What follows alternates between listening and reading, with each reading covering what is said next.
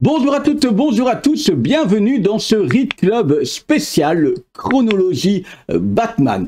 En effet, avec l'arrivée de la partie Infinite Frontier, avec les Batman Infinite, Wonder Woman Infinite, etc., etc., il y en aura encore plein d'autres à venir dans les mois prochains, eh bien, beaucoup de gens se sont demandé, tiens, c'est quoi Infinite? C'est encore une nouvelle série ça représente quoi aux États-Unis, etc. Et donc je me suis décidé à vous présenter un petit peu une chronologie, peut-être la manière d'éditer d'Urban Comics en faisant un parallèle avec les États-Unis. Voilà. Alors avant de commencer, tout ce que je vais présenter ici est essentiellement lié à la série Batman. Vous ne le savez peut-être pas, mais Batman en fait a deux séries, hein. Batman et Detective Comics. Comme Superman a généralement deux séries, hein, Superman et Action Comics. Alors pour les Detective Comics, c'est assez simple, il n'y a pas eu énormément de départ à zéro, et donc chez Urban Comics, on retrouve d'abord la série pour l'instant Batman Detective, hein, vous voyez, j'ai le tome 7, ça se termine en 7 tomes, hein, ça nous amène jusque Batman Detective Comics 981, donc ça c'est une première partie. Et pour continuer Batman Detective Comics, eh bien ils ont sorti Batman Detective, hein, c'est la suite directe en 5 tomes, mais simplement ils ont changé le nom. Généralement actuellement ils changent de nom quand on a une équipe créative qui change sur un run. Pour eux c'est plus simple et surtout ça leur permet de ressortir un tome 1 qui se vend toujours mieux qu'un tome 9 par exemple. Ici on sera arrivé au tome 8 au moment de faire la transition. Voilà, donc généralement, sur Urban Comics, de manière générale, maintenant on a un run. Ici, on avait un premier run avec l'équipe, si je ne me dis pas de bêtises, James Tynion IV et Alvaro Martinez essentiellement, hein. Quand ils ont eu terminé ce run, donc en 7 tomes, ils ont décidé de sortir Batman Detective Comics, de reprendre un tome 1. Ce n'est pas un nouveau départ, hein, c'est bien la continuité. Là, on était sur Brad Walker et Peter Tomasi, donc sur celui-là, on arrive pour l'instant en Detective Comics au Detective Comics 1033. Voilà pour les Detective Comics. C'est la plus ancienne série, c'est là où Batman est apparu. Si vous voulez, tiens, un petit historique, parce qu'en fait, Batman n'est pas apparu dans Detective Comics 1. Ça, je peux vous le présenter en plus des tout premiers numéros chez moi, donc n'hésitez pas à utiliser les commentaires si vous avez envie de découvrir ces tout premiers épisodes de Batman dans Detective Comics. Voilà. Nous maintenant on va parler de la série Batman, qui est plus récente, hein, et qui amène là pas mal de questions chez les différents lecteurs et les différentes personnes, les différents membres de cette chaîne. Je vais à chaque fois vous présenter l'event, la crise, comme on dit souvent chez DC Comics, qui a amené ces différents changements sans entrer plus dans les détails. Et donc on est parti. La première crise, le premier event qui a tout bouleversé dans l'univers de DC Comics et que Urban Comics a publié, eh bien c'était au tout départ d'Urban Comics. C'est Flashpoint, hein, bêtement, Flash essaie encore de sauver la vie de sa mère et va complètement fracturer la réalité. J'ai l'impression que c'est l'habitude de Flash. Donc ici, moi, je l'avais trouvé hein, en librairie, nous on dit librairie en Belgique, hein, le petit kiosque où vous allez chercher votre journal le matin. Eh bien, moi j'avais trouvé ces 3 mensuels qui reprennent l'intégralité de Flashpoint. Ça, actuellement, vous avez un intégral Flashpoint qui est sorti fin 2021 chez Urban Comics, donc une belle intégrale bien cartonnée, hein, moi j'ai encore mes originaux, mais voilà, Flashpoint a lancé un bouleversement dans l'univers DC Comics puisque ça a amené ce qu'on appelle aux États-Unis les New 52, c'est-à-dire que les séries ont redémarré un tome 1, un volume 1, un mensuel, un souple numéro 1, pour 52 épisodes, d'où le nom New 52, hein, 52 en anglais, vous l'aurez reconnu avec mon magnifique accent. Mais voilà où on en est. les équipes créatives, en fait, les super-héros ne se souviennent plus tellement de ce qui s'est passé avant. Ils ont un peu une perte de mémoire. En tout cas, ça permet chez DC Comics de récupérer des nouveaux lecteurs qui ne sont pas obligés d'avoir tout le background nécessaire. Alors, soyons clairs, par exemple, dans Batman, on n'a pas renié le fait que Robin soit Damian Wayne, on a Nightwing, on a Red Hood, etc., etc. Mais ça a permis un petit peu de dépoussiérer tout ça et de ne pas tomber dans tous les petits détails de la série. C'est New 52, chez nous, ça a été, chez Urban, ça a été représenté dans la série Urban Renaissance, avec tout d'abord, alors à l'époque, c'est essentiellement des runs sur Batman de Scott Snyder et Greg Capullo. Les dernières choses un petit peu que Scott Snyder a bien fait pour Batman, hein, dans les derniers, avec d'abord la cour de hibou. Alors ça, directement, je peux vous le dire, ça c'est incontournable, c'est vraiment chouette. Si vous avez envie de rentrer dans du Batman, c'est une super porte d'entrée. Alors là, par exemple, on ne recommence pas l'histoire de Batman. Batman et Batman, dans ces New 52, Wonder Woman et Wonder Woman, etc. Par exemple, dans la Justice League, par contre, ils vont se re-rencontrer pour la première fois. Donc, si vous avez envie d'avoir un guide de lecture Justice League, je peux vous le faire. J'en ai quand même pas mal à la maison. Donc voilà. Là, ça a commencé avec la cour des hiboux. Super histoire. On continuait derrière avec le deuil de la famille, qui est un écho directement au run qui a amené la mort de Jason Todd. C'est un petit clin d'œil. Encore une fois, là, à ce moment-là, cette série DC Renaissance est vraiment, vraiment excellente.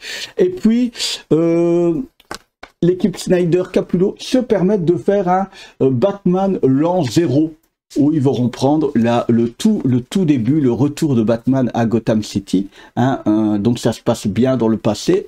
On les avait pas obligés, mais ils reposent un nouveau départ de Batman, etc. Encore une fois, c'est top, top, top. Mais là, je vous dis franchement, il y a celui-ci, passé, présent, futur, qui est un peu un temps mort, mais il y en a toujours dans des runs, hein, c'est le petit temps mort. Ça se lit très facilement, mais voilà. Moi, je l'avais déjà, je l'ai pas repris sur Urban, j'avais chez Engelmoss, Mascarade, encore une fois, une super histoire avec le Joker.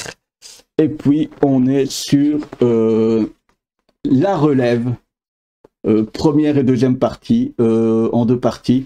Encore une fois, là, on a même James Tynion IV qui vient mettre un petit peu son grain de sel. Simplement, Bruce Wayne ne peut plus assurer son rôle de Batman et donc il va y avoir un remplaçant très surprenant. Je vous spoil pas, mais là on est au-delà de la surprise. Hein, si vous avez lu Dark Knight, ben c'est pas du tout un des personnages de Dark Knight. Grosse surprise, je ne vous dis plus rien sur le sujet. Ça clôture les New 52, hein, puisque ça nous amène, hein, directement, on le voit ici derrière, à Batman 52, hein, en New 52. Ça tombe bien, hein, c'était visé. Alors, après ça, qu'est-ce qui est sorti chez Urban? Un peu là... c'est pas réellement une crise, c'est un rechangement puisqu'on repart sur les bases. Maintenant qu'on a récupéré pas mal de lecteurs et qu'on a un petit peu réussi à redistribuer les cartes et à vous réexpliquer, eh bien, on va faire un petit peu retrouver la mémoire à tous ces personnages. Et là, ça, j'ai trouvé vraiment très chouette. Il faudrait qu'Urban fasse ça à chaque fois. DC Universe Rebirth. On passe dans le Rebirth. Là, on revient à un tome 1. Ok, on remet à 1, même aux États-Unis, ça s'appelle Rebirth. Là, à ce moment-là, les titres sont identiques. Ce premier récit explique un petit peu comment, encore une fois, un flash, comment les personnages retrouvent la mémoire, qu'est-ce qui se passe, etc.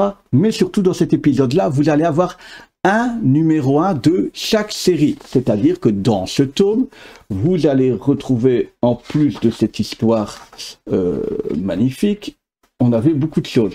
On retrouvait donc le DC Universe Rebirth, celui écrit par Geoff Johns qui permet de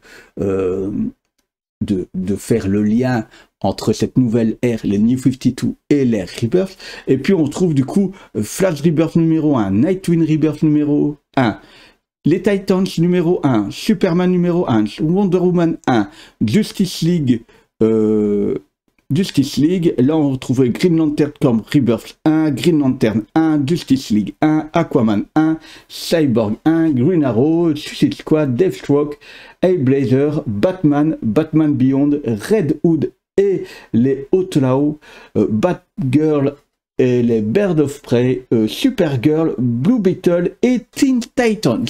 Alors ça, franchement, moi, j'ai adoré parce que du coup, il y a des séries que j'allais peut-être pas prendre en Rebirth, que j'ai pris notamment les Teen Titans. Je trouvais ça excellent, excellent. Et j'ai continué les Justice League aussi en Rebirth sur le coup. Donc c'est cool, ça permettait de rebloquer le tout et de donner un petit goût aux nouveaux lecteurs de tiens, quelle série m'intéresserait. Alors malheureusement, hein, on sait que sur Page, on n'a pas eu tout ça, toutes les séries, mais bon, voilà. En complément, on a DC Universe Rebirth, le badge avec une histoire qui regroupe Batman et Flash, pour le coup, hein, qui amène aussi, qui fait un petit peu la transition, même si c'est pas hyper flagrant ici, qui amènera surtout, vous le voyez, hein, si vous êtes grand fan de comics, vous reconnaîtrez le badge, puisqu'il nous amènera, alors totalement en dehors de l'univers Batman, mais Doomsday Clock. Ça déviera par là, par la même occasion, mais comme j'avais sous la main, je vous le présente. Et puis on arrive sur l'univers Rebirth avec le run de Tom King et il y a un peu de Scott Snyder dedans, voilà. C'est essentiellement, mais c'est essentiellement le run de King, hein. Snyder fait sûrement la transition sur un épisode sur celui-là, et puis voilà. Au dessin, ça varie un petit peu, mais c'est essentiellement le run de King. Alors, dans ce run, ce qui est génial, c'est la relation, hein. On était parti là sur que je ne dis pas de bêtises. Sur 12 tomes, j'ai le 12e tome qui est là, hein, voilà, sur une relation, une grosse histoire avec Bane, hein. Bane est le grand méchant de cette affaire-là, donc voilà, Bane est une super relation plus aboutie entre Batman et Catwoman, l'apogée sûrement de leur relation et tous les liens qui sont liés à tout ça. Ici, je me rends compte qu'ils ne sont plus tellement dans l'ordre parce que voilà, j'ai un petit peu regardé tout ce qui était lié à ça. Ce que j'ai bien aimé dans cette petite série, c'est qu'on voit plein de personnages qu'on ne connaissait pas plus que ça. Voilà, qui viennent aider Batman, et puis ça introduit, donc ici je vous l'ai dit, en 12 tomes, Rebirth, ça vous ne savez pas vous tromper, il y a une petite note Rebirth, et puis sur la tranche c'est bien appelé Batman Rebirth. Voilà, ça clôture le run de Tom King là-dessus. Il y a plein de choses qui sont vraiment très sympas. Derrière ça, on a terminé avec Tom King. On a un nouveau run qui va commencer. Mais les Batman ne sont pas remis au numéro 1. Ok, c'est la technique, je vous l'ai dit au début de la vidéo, d'Urban de remettre un tome 1 parce que ça se vend toujours mieux qu'un tome 1. Et Urban n'a pas été bête du tout. Il s'est dit, mais comment recommencer mieux un tome 1 qu'avec le run Joker Wars. Alors là, on est en 3 tomes. Tome 1. Yeah. Tome 2. et tome 3. Hein. C'est l'équipe James Tynion Ford, Tony Daniel, Guillaume Marsh et Jorge Jiménez qui est à la patte, hein, qui va voir quand même tout doucement chuter l'empire de Bruce Wayne. En tout cas là le Joker va taper très très fort. C'est aussi arrivé d'une nouvelle acolyte pour le Joker, Punchline, c'est ça, Punchline, que je ne dise pas de bêtises, hein. Punchline, et puis d'autres petits, ouais, Punchline, et puis Crown Hunter, Ghostmaker, voilà, tous des nouveaux associés un petit peu pour Batman, un nouveau rôle un petit peu pour Harley Quinn aussi, hein, on fait évoluer par la même occasion Harley Quinn, voilà, en 3 tomes, c'est un run, et puis, alors, j'ai placé cet event là. Vous me direz en commentaire à votre avis. Parce que j'ai vu différentes choses où l'event viendrait se claquer là un petit peu partout dans le Batman Rebirth. Et c'est l'event, la crise, écrit par Scott Snyder. Alors, je sais que j'en ai déjà parlé, hein. Ceux qui ont l'habitude des vidéos savent à quel point je n'aime pas cette histoire-là.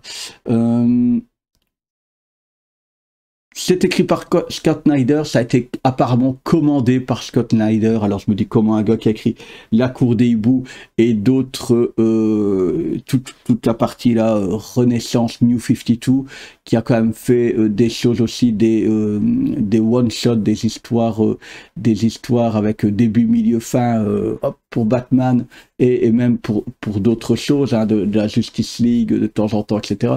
Comment on peut arriver à faire quelque chose d'aussi brouillon. Donc moi je l'ai placé là. Pourquoi je l'ai placé là? Parce que c'est ce qui amène Infinite Frontier, la partie ce qu'ils appellent Batman Infinite. Hein. Donc voilà. Ça commence avec Batman Metal en 3 tomes. Je les ai ici. Ok?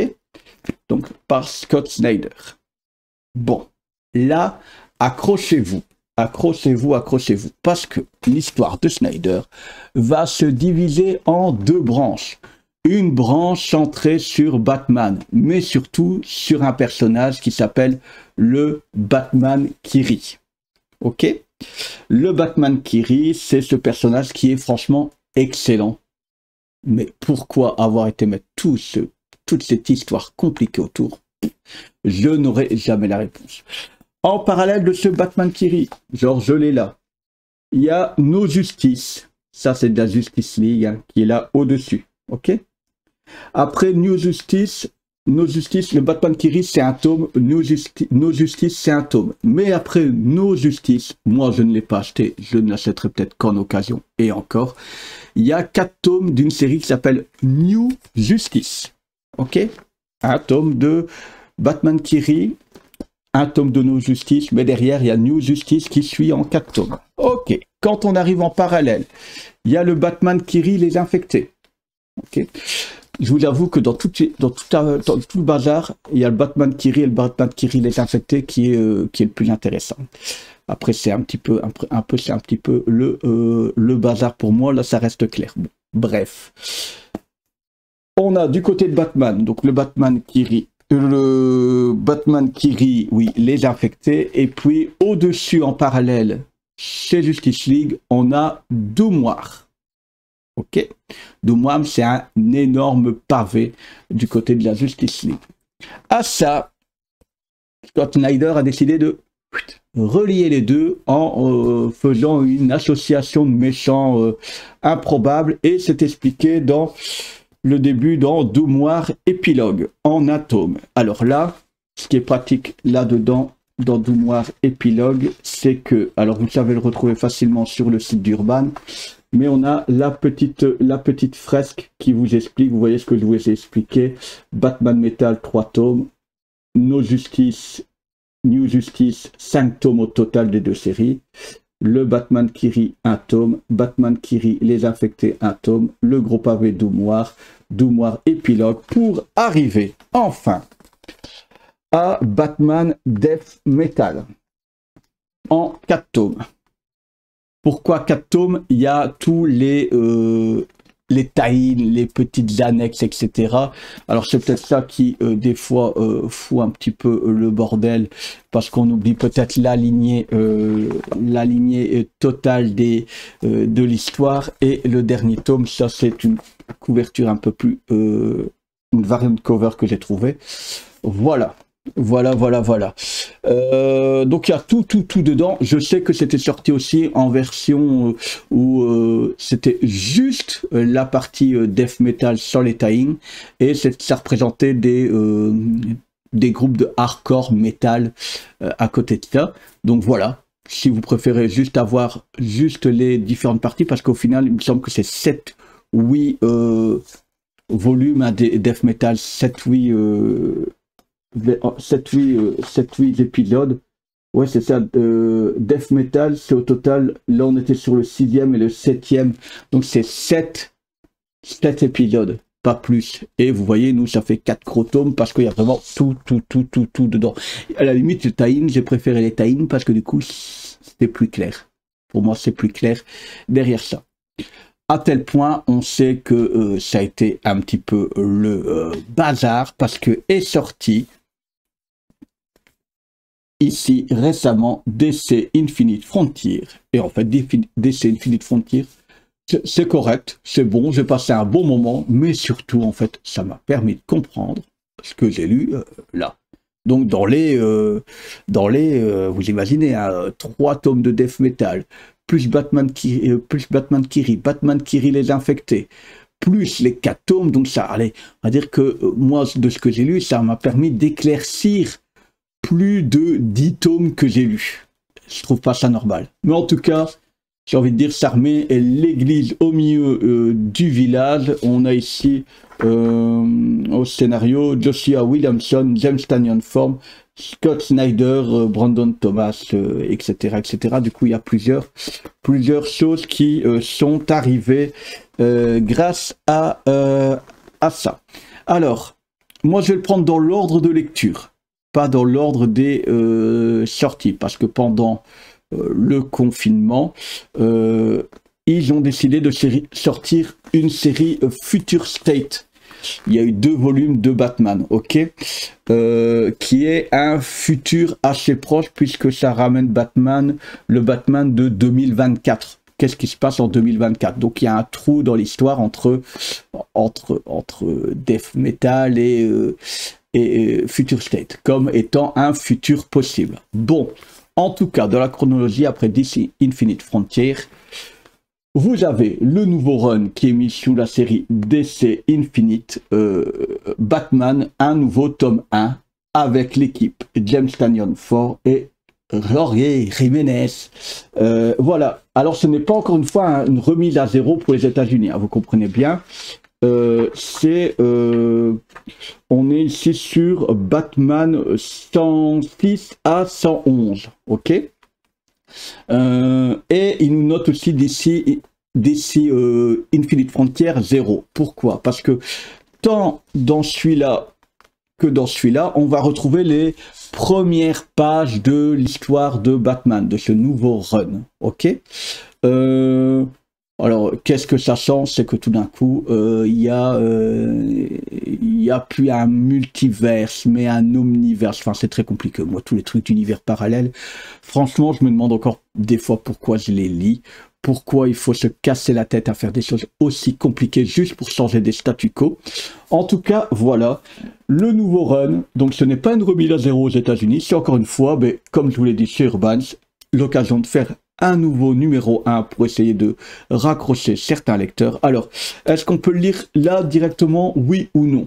Alors, je dirais, dans l'histoire, ouais, on peut commencer là, ok, mais il va vous manquer des choses. Pourquoi Batman en est là? Pourquoi Batman n'a plus toute sa technologie? Pourquoi qui est Ghostmaker? qui est... Enfin, il y a plein de personnages là-dedans que vous n'aurez pas, parce qu'en fait, c'est la suite directe de Joker Wars. Et donc, est-ce que ça va vous frustrer de ne pas avoir la suite, de ne pas connaître le début si vous commencez là? À mon avis, ça va vous donner envie de lire Joker Wars. Voilà. Donc, à mon avis, si... Comme il n'y a qu'un tome de sortie, lisez les 3 Joker Wars, et puis lisez celui-là, ou oui, commencez par celui-là, mais à tous les coups, vous allez lire Joker Wars derrière, pour avoir le pourquoi du comment on en est là. Voilà. Alors, c'est bien écrit au début de Batman Infinite, ça devrait nous expliquer, là-dedans, il y a l'histoire d'un magistrat qui met sa domination sur Gotham dans Future State. Eh bien, en fait, là, on a le début des prémices du magistrat. Et donc, est-ce que ça va être la suite au final direct? Je trouverais ça un choix éditorial bizarre, pas de la part d'Urban, qui nous propose quand même quelque chose d'assez sympa, d'assez compréhensible, etc. Mais de la part de DC Comics, de dire, bah alors on a sorti la fin avant le début, etc. Donc j'espère que c'est vraiment l'idée d'un futur possible et que ce futur ne va pas être le même dans cette série-là et qu'on garde cette idée de futur possible. Voilà un petit peu ce que je peux vous dire. Pour l'instant, je suis en train... première chose, si vous... ce qui est cool avec Urban, c'est qu'ils se sont mis à expliquer un petit peu toutes les listings. Donc ici derrière, vous voyez, on a tout le cheminement des différents Batman. Donc ça vous explique ce que je vous ai expliqué, hein. Les DC Renaissance, les DC Rebirth, les Joker Wars, et puis les DC Infinite qui ont mis un nouveau petit coup dans la fourmilière. Donc ça, c'est vraiment cool. Pour l'instant, j'ai essayé d'acheter toutes les séries en Infinite Frontier, au moins le tome 1. Donc ici, il y a juste DC Infinite Frontier qui est sorti, et puis Batman et Wonder Woman au moment où je tourne la vidéo. Je suis occupé de lire le Wonder Woman. Je vous donnerai sûrement, je ferai sûrement une vidéo avec l'intégralité des tomes 1, pour voir un petit peu où c'est cool, où c'est un peu moins cool. Pour l'instant, j'ai l'impression que finalement, ce death metal, etc., c'est Infinite Frontier, a des gros changements plutôt chez Wonder Woman que chez les autres. Hein. À la limite, j'aurais pas lu le run death metal et continuer les Batman, j'aurais pas été très perturbé de l'affaire. Donc voilà, voilà ce que je peux vous dire. J'espère que cette chronologie vous aidera au mieux. N'hésitez pas à donner votre avis dans les commentaires. Comme d'habitude, devrait bientôt arriver sur la chaîne du Tortue Ninja, et puis un peu d'autres lectures. Là, je ne sais pas encore dans quoi je vais me lancer. J'ai du Multiversity de Grant Morrison, j'ai de la BD avec Talion et qui m'a fait de l'œil graphiquement, et Ogre Lion. Voilà, j'ai dit Is No Good, je devrais peut-être parler un petit peu de One Piece, sûrement des intégrales Arkham, Batman Arkham et Batman Anthologie, là, le dernier tome, Batman Mythologie plutôt, les derniers tomes devraient sortir. Donc voilà. N'hésitez pas à mettre aussi en commentaire vos desiderata, etc. Sans l'idée de vos desiderata, cette vidéo ne serait pas sortie. Je n'ai plus qu'à vous demander, si vous avez aimé cette vidéo, hein, vous savez tous les petits gestes, hein, le like, le partage, et pourquoi pas vous abonner pour pouvoir continuer avec plaisir le Read Club. Ciao, à bientôt.